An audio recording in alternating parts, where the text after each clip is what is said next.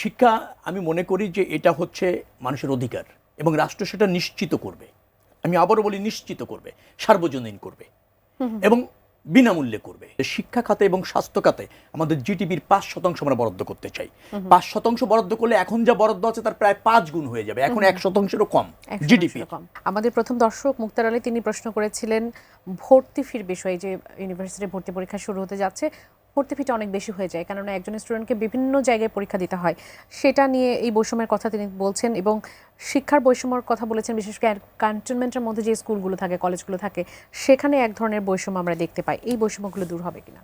এই বৈষম্যটা ঠিক ওভাবে ধরেন পাবলিক স্কুল, কলেজ, বিশ্ববিদ্যালয় যেগুলি আছে সেটা তো একই মানে চলছে। আবার বেসরকারি খাতে যেটা হয়েছে সেখানে ব্যয়টা বেড়েছে।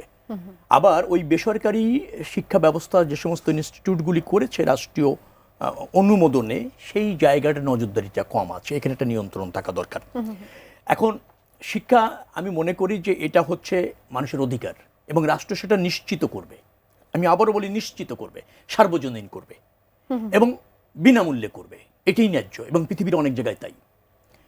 এখন আমাদের যে বাজেট, সেই বাজেটে কিন্তু বেশ কিছুটা হয়েছে। যেমন দ্বাদশ শ্রেণী পর্যন্ত নারীদের অবেতনিক শিক্ষা কিন্তু আমরা করেছিলাম।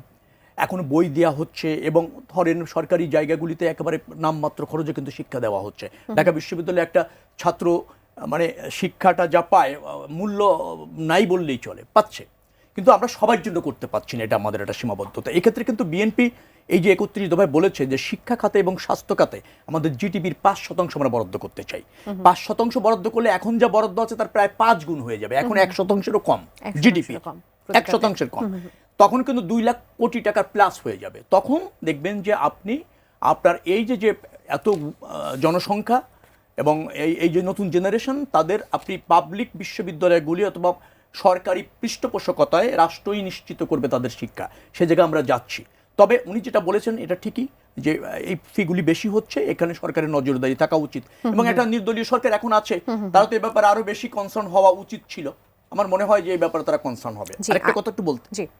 সে বলছিলেন যে পর্দা অথবা শরিয়া আইন, তারা জাস্ট মেসেঞ্জার হিসেবে বলবে, যে মানবে ভালো, যে মানবে না ভালো না।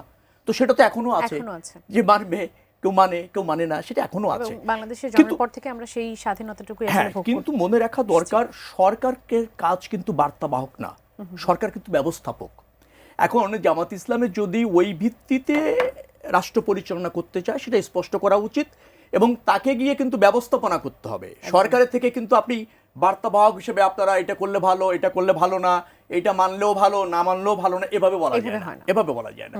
সেটা রাজনৈতিক অবস্থান, সামাজিক অবস্থান থেকে ধর্মীয় চিন্তার মানুষগুলি কিন্তু মানুষকে মেসেঞ্জার হিসেবে সুবার্তা দিতে পারে, কিন্তু রাষ্ট্র কিন্তু সেভাবে চলে না। রাষ্ট্রের কিন্তু একটা মূল কাঠামো আছে, রাষ্ট্র ব্যবস্থাপনার একটা বিধি আছে, একটা সংবিধান আছে। সেখানে যেভাবে হেলাল ভাই বললেন, সেখানে এটা কিন্তু প্রতিষ্ঠিত তারা করতে পারবে বলে আমার কাছে মনে হয়।